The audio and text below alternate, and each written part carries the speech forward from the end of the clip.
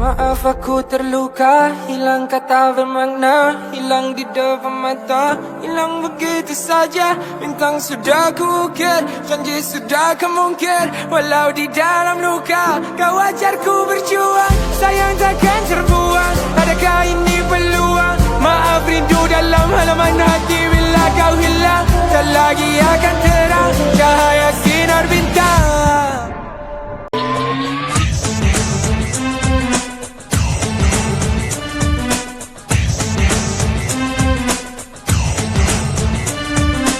Bila kita diuji dengan coronavirus, kita selalu mengeluh, Ya Allah, kembalikanlah kehidupan kami yang normal seperti dulu.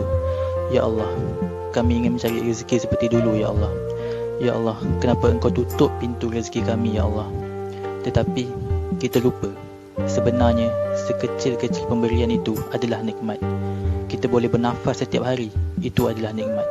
Kita boleh makan dan minum, itu adalah nikmat.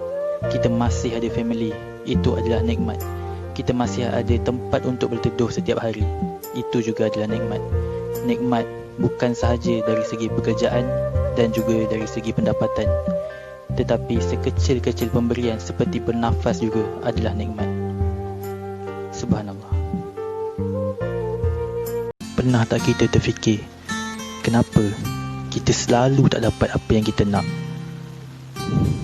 Bila kita tak dapat apa yang kita nak, kita akan menangis, kita akan mengeluh. Tapi sebenarnya kita tahu tak, Allah tidak akan bagi apa yang kita nak, tapi Allah hanya akan bagi apa yang kita perlu. Sebab Allah tahu, kalau kita dapat apa yang kita nak, kita akan rasa nak lagi, nak lebih lagi, dan kita nak lebih lagi. Takkan pernah cukup. Allah nak kita bersyukur dengan sekecil-kecil pemberian untuk Dia bagi sebesar-besar ganjaran. Korang pernah tak ada orang cakap macam ni dekat korang? Hey, buat apa engkau puasa? Engkau solat pun tak. Hey, buat apa engkau solat? Engkau tutup aurat pun tak. Hey, engkau buat baik buat apa? Engkau confirm ahli neraka. Korang tahu tak, yang masa depan tu milik Allah. Sebab kita tak tahu apa yang akan jadi kejap lagi. Kalau kita pernah buat 1 juta kejahatan, tapi di pengakhiran hidup kita, kita sempat bertaubat 1 kali, Allah pandang 1 kali taubat yang kita pernah buat. Tapi Allah tak pandang 1 juta kejahatan yang kita pernah buat. Sebab Allah, Dia Maha Pengasih lagi Maha Penyayang. Betul ke Allah uji sebab Allah sayang? Dari hadis riwayat Tabrani dari Abu Umamah ada beritahu, Allah berfirman kepada malaikat, pergilah kepada hamba-Ku dan kau kirimkanlah ujian dan dugaan hidup untuknya. Sesungguhnya aku rindu akan rintihannya. Allah rindu nak dengar kita menangis, kita merintih, dan kita berdoa memohon kepadanya. Tetapi kita, adakah kita rindu dengan Allah? Bila kita sedih, bila kita berjaya, adakah kita ingat dengan Allah?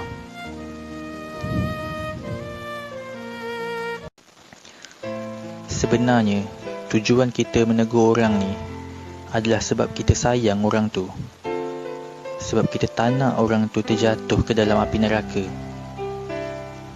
Tapi, kalau kita tegur orang dengan cara kita memaki, dengan cara kita mencarut, kita rasa teguran macam tu boleh buat orang tu berubah tak? Kalau kita rasa teguran kita tu akan menyakitkan hati orang, lebih baik kita berdiam diri, supaya kita tidak melakukan dosa menyakiti hati orang lain.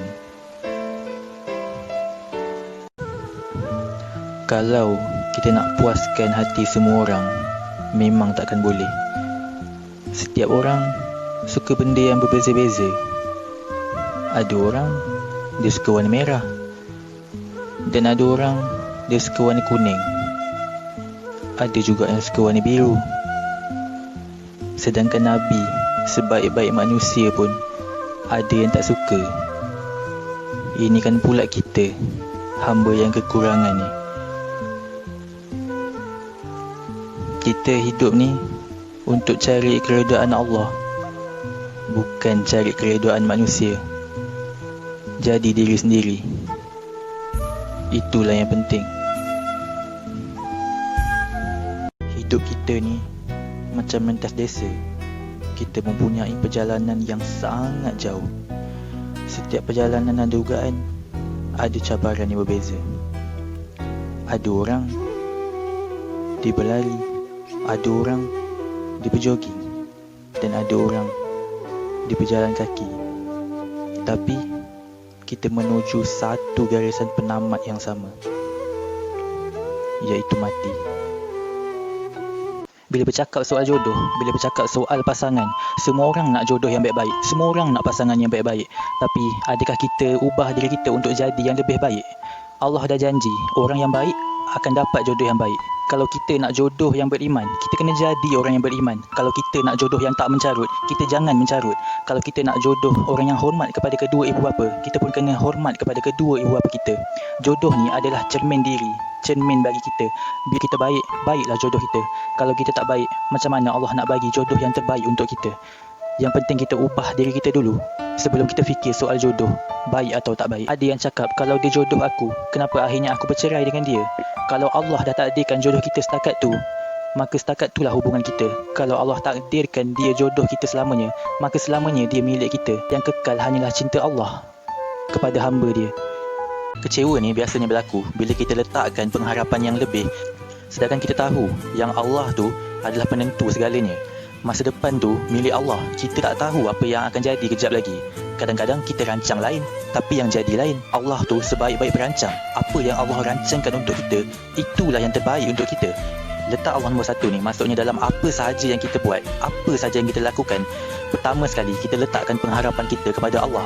Kita dah usaha tapi kita tak dapat apa yang kita nak tu, itu tidak bermakna Allah tak sayang kita. Itu tidak bermakna Allah tak nak bagi apa yang kita nak. Allah akan gantikan dengan bagi benda yang lebih kita perlu. Bila kita berserah kepada Allah, apa sahaja yang akan berlaku, kita tak akan rasa kecewa. Bila kita dapat ataupun tak dapat, itu bukan jadi masalah kita. Bila kita anggap sesuatu benda yang kita tak dapat tu adalah satu masalah. Masalah sebenarnya adalah bila kita nak jawab soalan dekat dalam kubur nanti. Bahagia. Apa tu bahagia? Bahagia ni adalah apabila kita bersyukur dengan apa yang kita ada, bukan kita dapat apa yang kita nak. Kita yakin ke yang semua orang kaya tu adalah orang yang bahagia? Kita yakin ke yang semua orang yang kaya tu hidup dia tenang? Dan kita yakin ke semua orang yang miskin tu hidup dia tidak bahagia? Kadang-kadang bila kita dah dapat apa yang kita nak lagi dan nak lagi. Takkan pernah cukup. Adakah itu bahagia yang kita cari? Tapi bila kita bersyukur dengan benda yang paling kecil yang Allah bagi, contohnya seperti bernafas setiap hari, itu adalah benda yang paling bahagia daripada kita dapat harta yang berjuta-juta ringgit. Memaafkan. Setiap orang pernah buat salah. Setiap orang pernah buat kesilapan. Kita yakin ke yang kita ni langsung tak pernah buat salah dengan orang lain? Peristiwa sebelum adik-beradik Nabi Yusuf menjadi Nabi, semua adik-beradik Nabi Yusuf alaihissalam pernah ada percubaan untuk membunuh Nabi Yusuf alaihissalam. Allah Subhanahu Wa Taala boleh ampunkan hambanya yang ada cubaan membunuh dengan melantik menjadi Nabi. Kenapa kita tak boleh nak mengampunkan dosa sesama hamba, sedangkan kita tahu kita pun hamba? Kita sebagai hamba, kita tak layak untuk tidak memaafkan orang sebab kita juga hamba, kita bukan Tuhan. Hadis riwayat Ahmad ada menyatakan, barang siapa yang memaafkan orang lain, maka di hari kiamat nanti Allah juga akan memaafkan dirinya. Orang yang paling cepat dalam meminta maaf adalah orang yang paling berani. Orang yang paling cepat memaafkan adalah orang yang paling kuat. Orang yang paling cepat melupakan kesalahan orang lain adalah orang yang paling bahagia. Zaman sekarang ni banyak lahir pendakwa-pendakwa yang hebat. Ada yang muda-muda lagi dah jadi pendakwah, ada yang daripada sekolah agama, ada yang daripada sekolah tahfiz.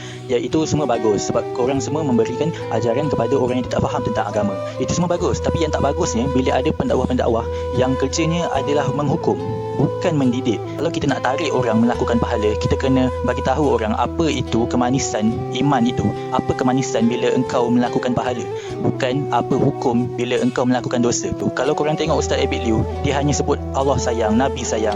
Dia hanya sebut benda-benda yang manis, benda-benda kemanisan, benda-benda keseronokan.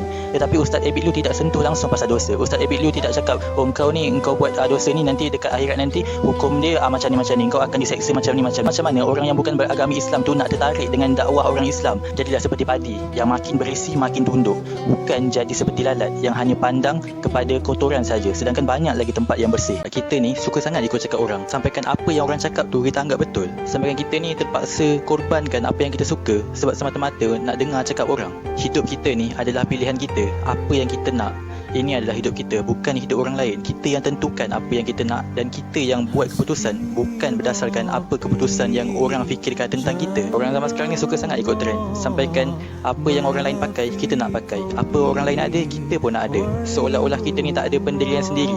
Semua benda kita nak ikut orang, semua benda kita nak ikut apa pandangan orang. Rasulullah pernah bersabda, sesungguhnya kalian benar-benar akan mengikuti kebiasaan orang-orang sebelum kalian, sejengkal demi sejengkal, sehasta demi sehasta, sehinggakan kalau mereka masuk ke lubang biawak sekalipun, kita turut akan ikut. Kena ingat satu benda, yang tujuan hidup kita ni untuk mencari keredaan Allah, bukan mencari keredaan manusia. Kalau manusia tu ibu atau ayah kita, tak apa. Ini manusia tu tak ada kena-mengena dengan hidup kita. Mungkin apa yang kita ada sekarang adalah doa-doa kita yang masa lalu. Subhanallah. Betul kan? Kadang-kadang kalau kita doa hari ni, belum tentu kita akan dapat esok. Mungkin juga Allah nak uji, mungkin Allah nak tengok sampai tahap mana kita percaya kepada Allah. Dalam setiap doa yang kita minta, tolonglah jangan buruk sangka dengan Allah. Kita kena ingat, kadang-kadang bila ada benda yang baik jadi pada diri kita, mungkin juga benda itu adalah doa daripada orang lain. Mungkin doa daripada kawan-kawan kita, dan mungkin doa daripada ibu bapa kita, ataupun doa daripada keluarga kita. So kita tak boleh nak sombong hidup atas muka bumi ni. Kita hidup bermasyarakat ni, dalam apa jua keadaan kita mengharapkan orang lain. Sedangkan kita nak masuk kubur pun kita perlukan pertolongan orang. Ini kan pula kita masih hidup ni. Bila kita hidup, semua apa yang kita buat, kita perlukan pertolongan daripada orang lain.